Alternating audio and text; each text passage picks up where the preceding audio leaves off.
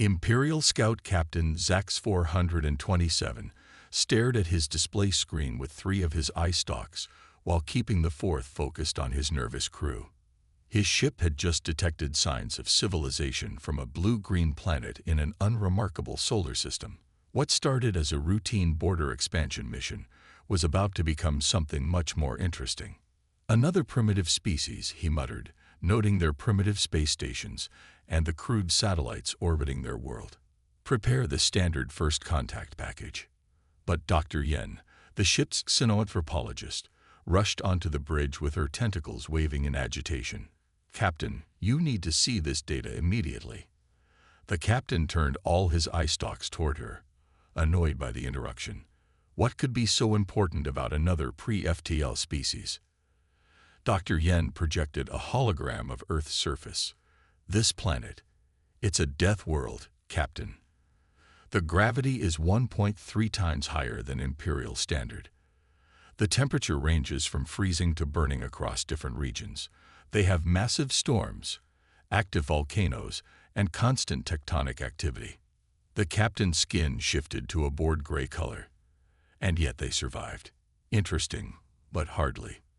That's not all, Dr. Yen interrupted, her voice trembling. Look at their historical records we've intercepted.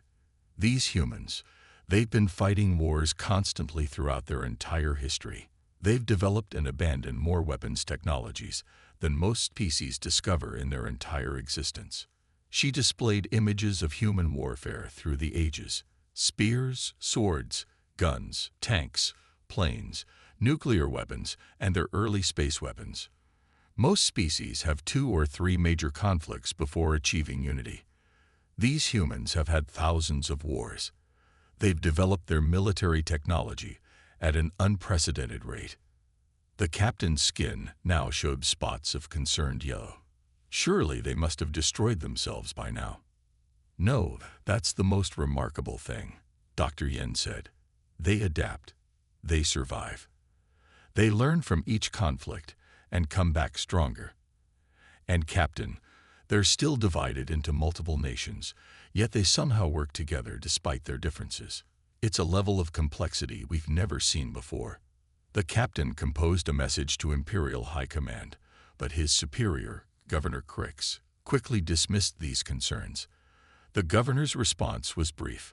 All primitive species will be integrated into the Empire. Prepare for standard subjugation protocols.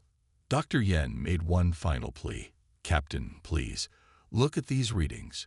Their soldiers train in environments we consider uninhabitable.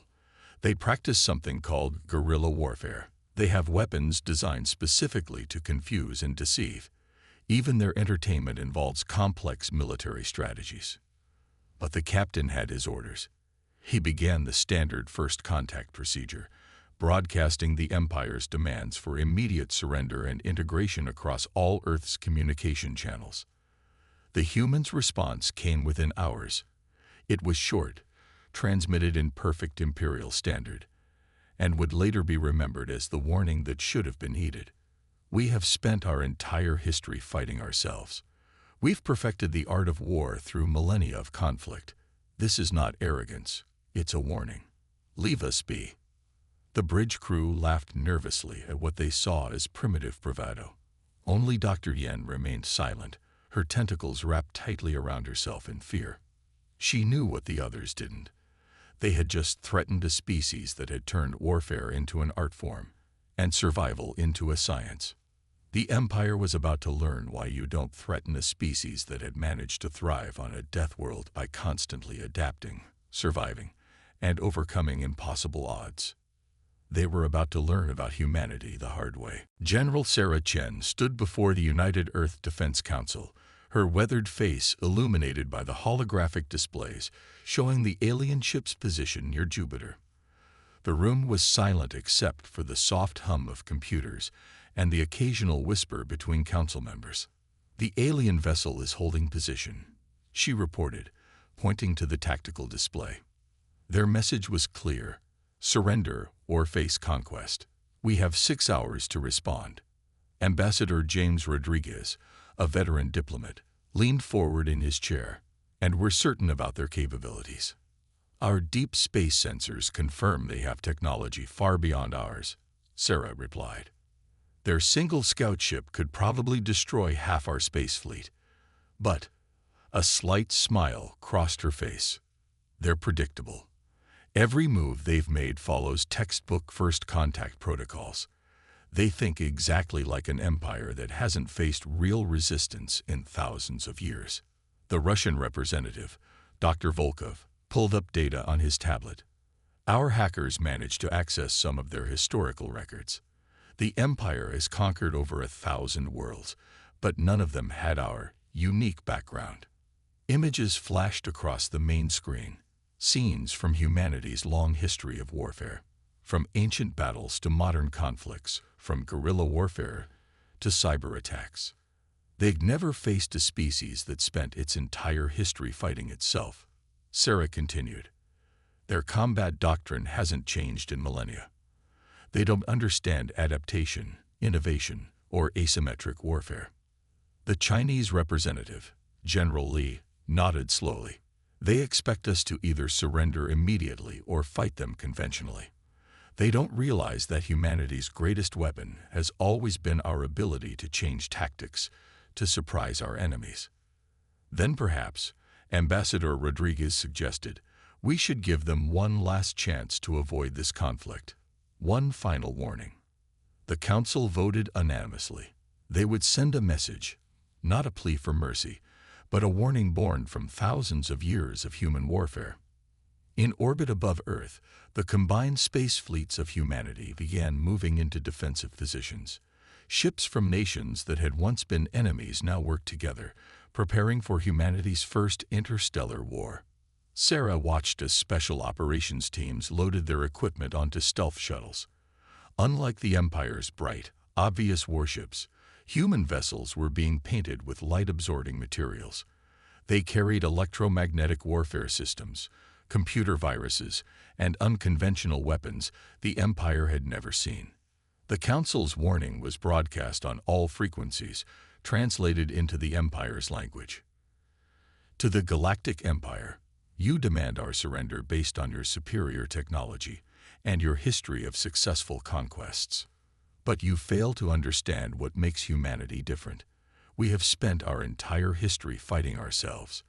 We've perfected the art of war through millennia of conflict. This is not arrogance, it's a warning. Leave us be.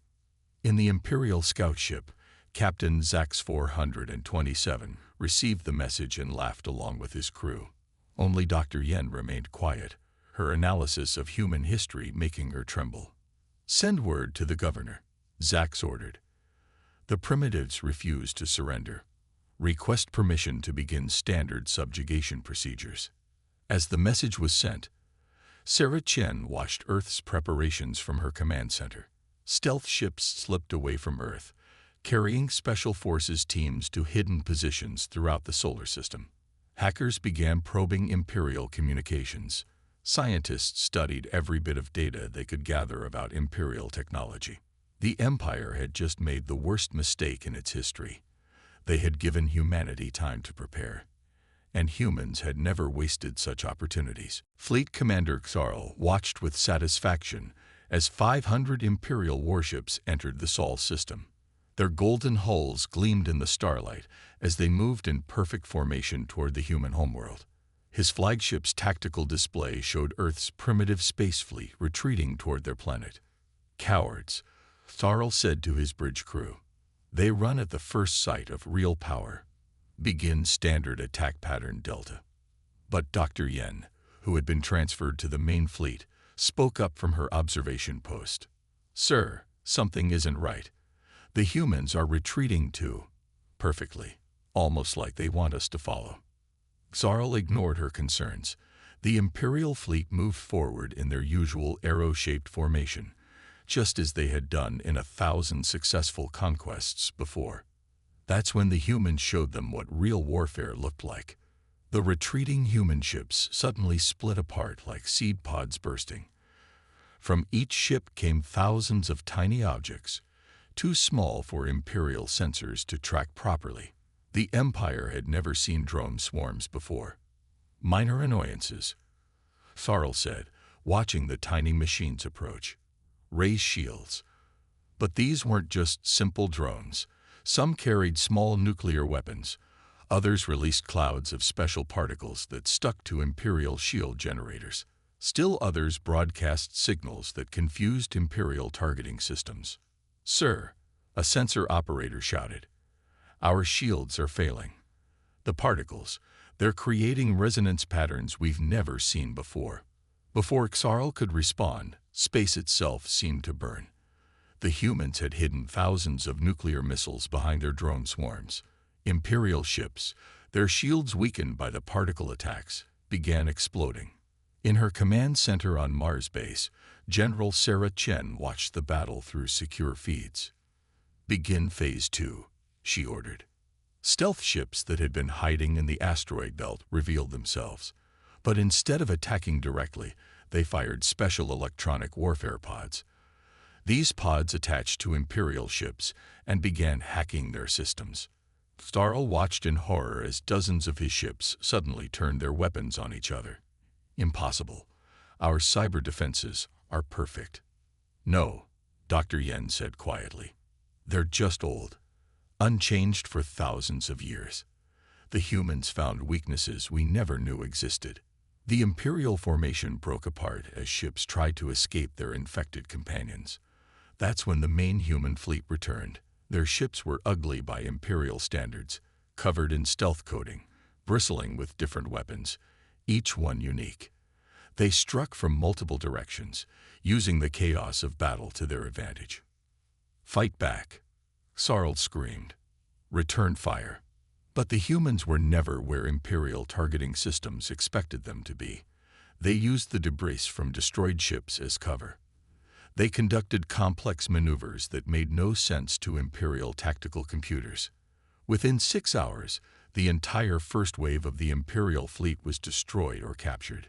Sarl stared at his tactical display in disbelief as the last of his ships fell silent. His final transmission to Imperial High Command was intercepted by human forces. "They fight like no species we have ever encountered. They do not follow the rules of warfare. They fight like demons. Send everything we have. Send it now." In her command center, Sarah Chen watched the cleanup begin. Human ships were already capturing damaged Imperial vessels for study. Scientists were downloading data from captured computers. Every piece of Imperial technology would be analyzed, improved, and turned against its makers. "Send word to all commands," she ordered. "Phase 1 complete. Begin preparing for their main fleet. Next time, they won't hold anything back." She smiled grimly. "Neither will we." Grand Admiral Kexthor slammed his fist on the holographic display table, causing the image of the destroyed fleet to flicker. Around him, the Empire's top military commanders shifted uncomfortably in the giant war room. 500 ships, lost to primitives. He roared. "Explain this to me." A young tactical officer named Ven stepped forward, his scales pale with nervousness. "Sir, we've analyzed the battle data. The humans, they don't fight like anyone we've ever faced." The Admiral turned all 4 of his eyes toward the officer. "Show me." Ven projected a series of battle recordings. "See here, when our ships attack in formation, the humans split up into small groups. When we concentrate our fire, they scatter. When we scatter our ships, they concentrate their attack. They adapt to everything we do." Dr. Yen, now promoted to chief xenologist, added her insights. "They call it asymmetric warfare. Their entire history is full of smaller forces defeating larger ones through clever tactics." The Admiral watched as the recording showed human ships using debris as cover, launching surprise attacks, and disappearing before Imperial ships could respond. "But where are their formations? Their proper battle lines?" he demanded. "How do they coordinate without following standard combat protocols?" "That's just it," Ven explained. "Each human commander makes their own decisions based on the situation. They call it mission-type tactics. They agree on a goal, but each unit decides how to achieve it." In another part of the war room, Imperial scientists were studying captured human technology. One of them spoke up, his voice shaking. "Sir, their weapons. They're already incorporating our technology into their designs.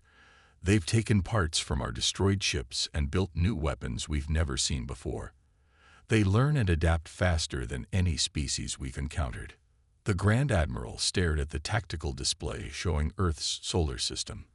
The humans had spread their defenses throughout their star system, hiding bases on moons and asteroids. Traditional Imperial tactics called for a direct assault on their homeworld, but after the first battle, no one was sure that would work. "Sir," Dr. Yen said quietly, "I've been studying more of their history. Did you know they fought their largest war while still using chemical-powered weapons? Over 60 million dead, and yet they survived and grew stronger. They don't just accept casualties. They learn from them." The Admiral's skin turned a pale shade of worry green. "Can we not simply overwhelm them with numbers?" Ven shook his head. "The humans have a saying, quantity has a quality all its own. But they also say, work smarter, not harder. They're expecting us to send a bigger fleet. They're probably preparing new surprises right now." At that moment, a message arrived from human space. It was short but terrifying. "Thanks for the ships. Your technology is impressive. We've made some improvements. Would you like to see them?" The Grand Admiral's skin went from worry green to fear white. The humans weren't just fighting. They were innovating, adapting, and even joking about it. For the first time in Imperial history, they faced an enemy that saw war not as a set of rules to follow, but as a puzzle to solve. "Prepare the main fleet," he ordered. "All of it. And send word to the Emperor. Tell him we may have made a terrible mistake." In the silence that followed, Dr. Yen whispered, "They warned us to run." 3 months after the first battle, Earth's scientists worked day and night in underground labs across the planet. Dr. Maya Patel stood in front of a captured Imperial warship, directing her team as they took it apart piece by piece. "Look at this," she said, pointing to the ship's engine. "Their technology is amazing, but they haven't improved it in thousands of years. They found something that worked and just stopped innovating." In another part of the lab, engineers were already building new hybrid weapons that combined human and Imperial technology. They took the Empire's energy weapons and added human targeting systems. They improved Imperial shields using Earth's most advanced physics theories. General Sarah Chen walked into the lab, her face serious. "How's our progress, Dr. Patel?" "Our scouts report the Empire is sending everything they have. Over 10,000 ships." Maya smiled and pressed a button on her tablet. A hologram appeared, showing a new type of weapon. "We're ready for them. We've turned their own technology against them and made it better." Meanwhile, in deep space, the largest fleet in Imperial history approached Earth. Grand Admiral Kex Thor stood on his flagship's bridge, watching his massive armada move forward. "Let's see them handle this," he said confidently.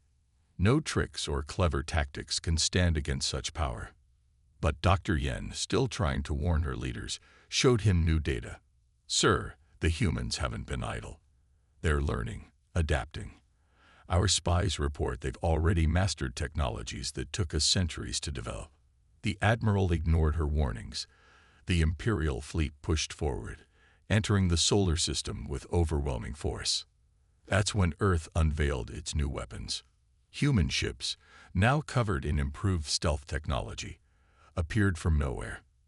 They fired weapons that combined Imperial energy beams with human nuclear technology.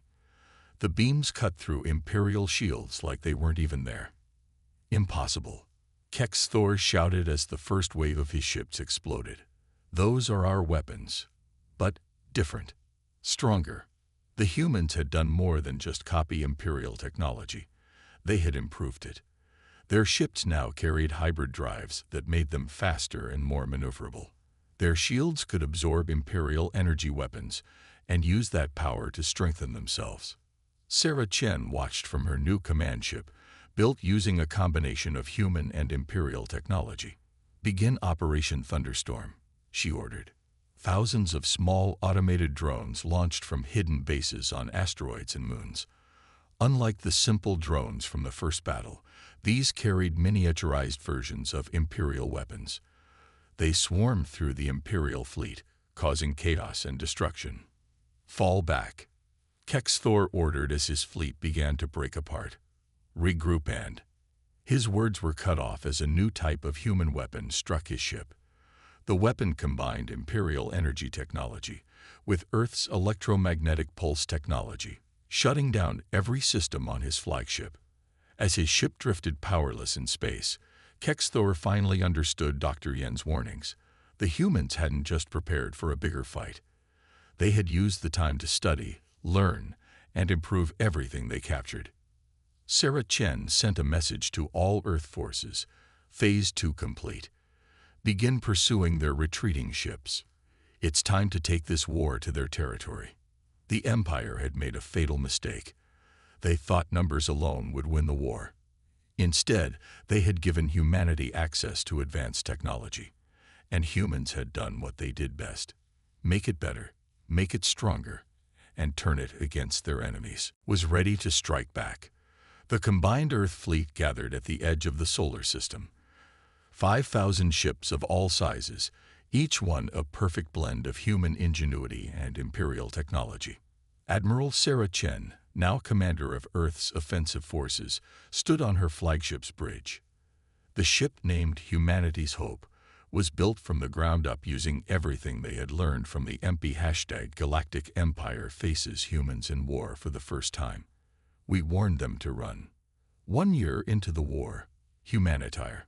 All ships report ready, her tactical officer announced. The Imperial border worlds are not expecting an attack. They still think we're primitive humans hiding in our home system. Sarah smiled. Then let's show them how primitive humans wage war. Begin Operation Lightning Strike. Instead of attacking in one large group like the Empire would expect, the Earth fleet split into hundreds of smaller teams. Each team had its own mission, its own targets, and the freedom to decide how to complete their objectives. At the first Imperial border world, the alien defenders were confused by what they saw. Human ships appeared from nowhere, struck hard at weak points, and disappeared before the Imperial ships could respond. "Where is their main fleet?" demanded the Imperial commander. "Where is their proper formation?" He got his answer when small human strike teams attacked from 12 different directions at once. While Imperial ships tried to figure out which attack was the real one, human special forces snuck onto their space stations and captured them from the inside.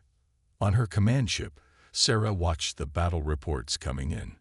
20 Imperial worlds attacked in one day. 15 space stations captured. Dozens of Imperial ships stolen by human boarding teams. But the biggest surprise came from the alien civilians on these worlds. Many of them had heard about how humans fought against the Empire.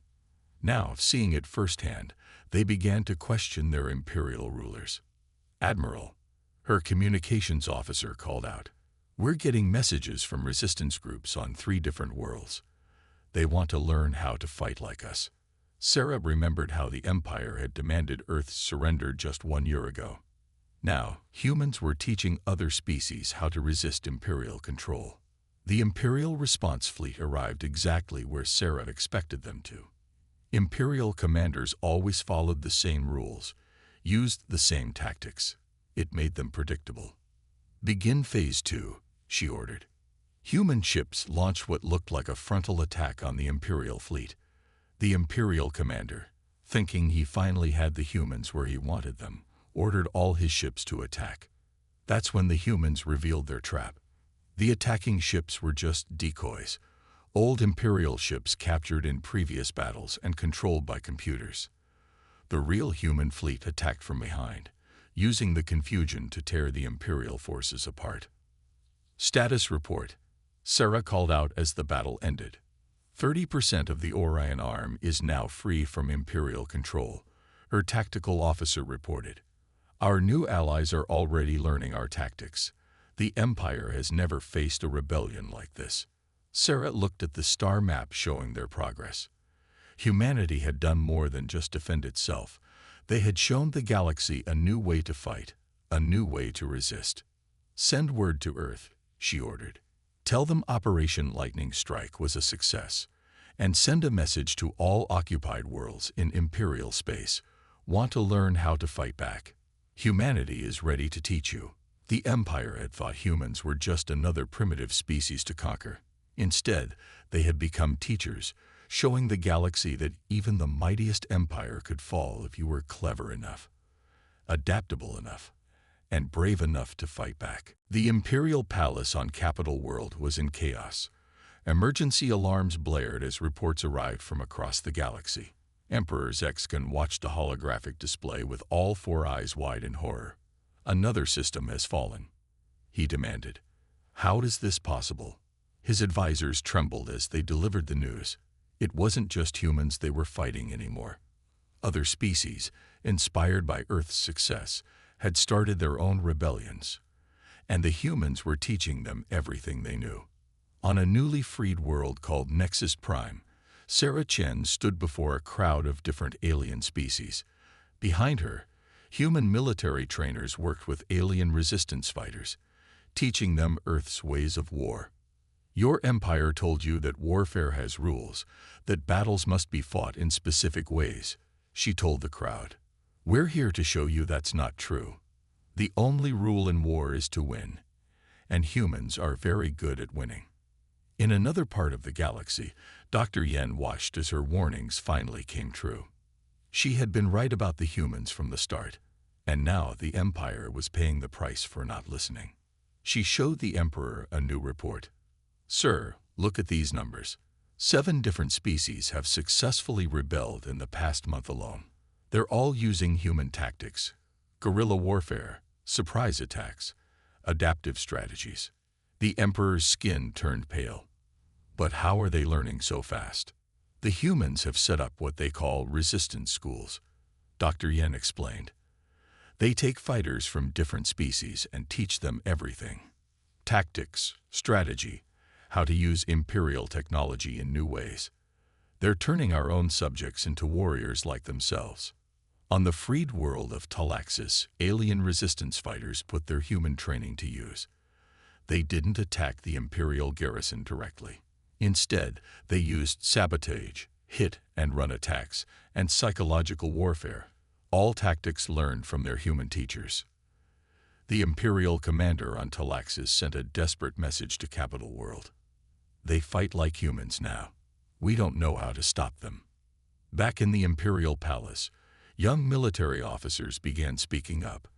They had studied the human way of war and saw its effectiveness. Some even suggested that the Empire needed to change, to learn from their enemy. "Heresy," shouted the older generals. "We have used the same tactics for 10,000 years. We cannot change now." But change was already happening. Younger Imperial ships' captains started copying human tactics. They gave their crews more freedom to make decisions. They tried new strategies instead of following the old rules. This created a deep divide in the Imperial military. The old guard wanted to keep fighting the traditional way. The younger officers wanted to learn and adapt like humans did. Sarah Chen received the reports of this Imperial crisis with satisfaction. "They're fighting themselves now," she told her staff. "Just like humans used to do. But we learned from our conflicts and grew stronger. Will they do the same?" She looked at a hologram showing the latest intelligence. A third of the Empire was now in open rebellion. Their perfectly ordered galaxy had turned into chaos, all because they threatened one species that refused to surrender. "Send word to all resistance forces," she ordered. "The Empire is weakening. Now is the time to push harder. Show them what you've learned." The Empire had ruled through order and unchanging tradition. Now those same traditions were tearing it apart, while their former subjects learned the human art of adaptation and change. Captain Vextal, a young Imperial officer, stood before the Emperor and the Imperial High Command. His scales showed the bright colors of youth, but his eyes held the experience of many battles against humans.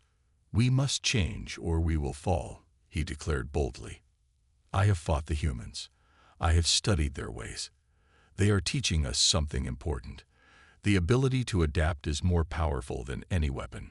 Half the officers in the room nodded in agreement. The other half, mostly older generals, hissed in disapproval. Tradition has kept our empire strong for 10,000 years, shouted General Kraz, his scales dark with anger. We cannot throw that away because of one primitive species. That primitive species, Dr. Yen interrupted, has freed nearly half our empire in just 2 years.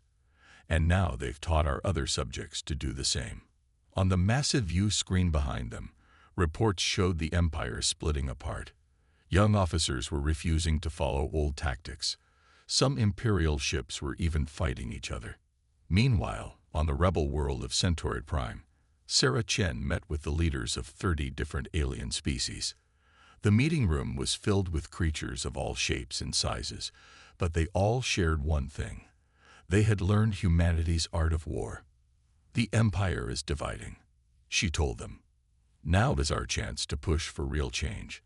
Not just freedom from imperial rule, but a new way of thinking for the whole galaxy. The alien leaders nodded. Many of them had been trained in Earth's military academies. They had learned that strength came not from following rules, but from being able to change and adapt. Back in the Imperial Palace, the argument reached its peak. Captain Vextal faced the angry traditionalists without fear. "Look at our history," he said. 10,000 years of doing things the same way. But the humans showed us that staying the same means falling behind. Every battle we lose teaches us something new, if we're willing to learn. Then you are all traitors. General Kraz drew his ceremonial weapon. I will not let humans destroy our perfect order. But when he looked around, he saw that most of the room, even the Imperial Guard, supported the young captain. The Empire's perfect order was already gone. In the end, it wasn't humans who changed the Empire. It was the Empire's own people, inspired by human examples.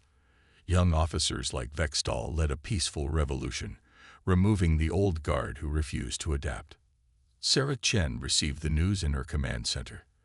The reformers have taken control of the Imperial military, her intelligence officer reported. They're requesting peace talks, and they want to learn from us. She smiled, remembering how this all started with a simple warning that the Empire had ignored. Send them our terms, she ordered.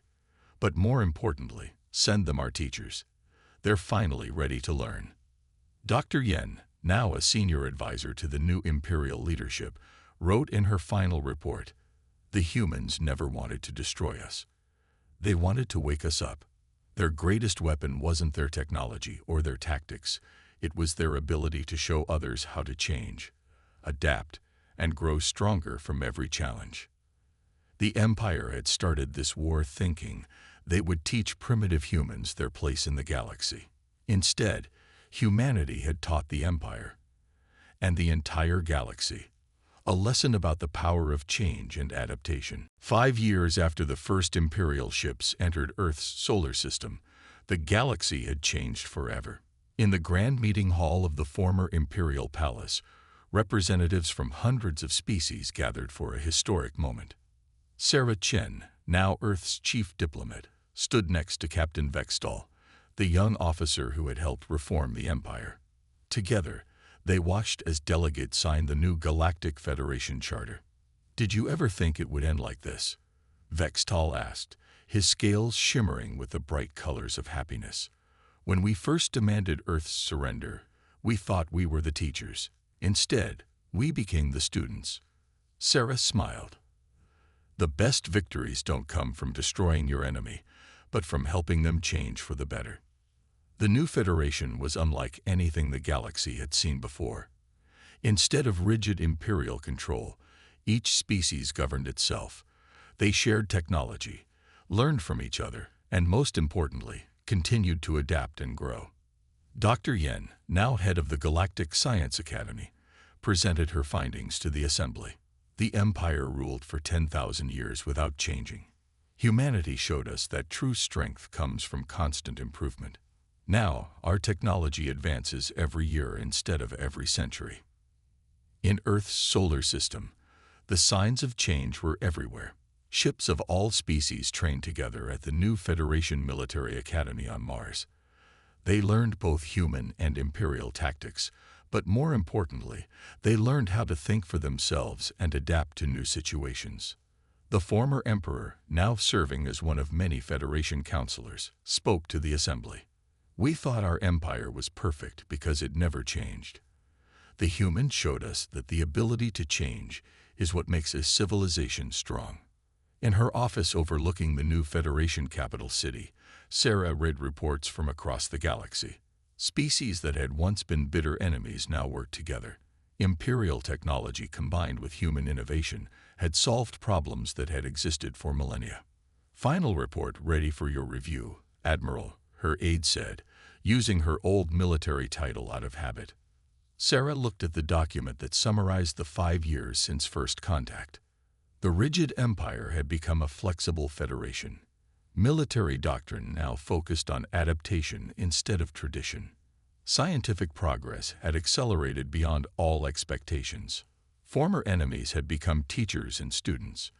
Peace was maintained through cooperation, not control. You know what the funny thing is, she told her aide. We warned them to run. Instead, they stayed, fought, lost, and ended up better for it. On Earth, the United Defense Council held its final meeting. Their room now included representatives from 50 different species, all learning from each other. The Empire feared change. Sarah told the Council. They saw it as a weakness, a flaw. But humans knew better. We survived on our harsh world because we could adapt. We survived our own wars because we could learn and improve. And now we've helped an entire galaxy learn the same lesson. Dr. Yen's final words in the official history summed it up best. The Empire thought they were gods who had achieved perfection. The humans showed us that true perfection lies not in staying the same, but in the endless journey of improvement. They didn't just defeat us, they made us better. And so the war that began with a warning ended with a lesson. Humanity had shown the galaxy that strength comes not from power or tradition, but from the ability to change, adapt, and grow stronger with each challenge.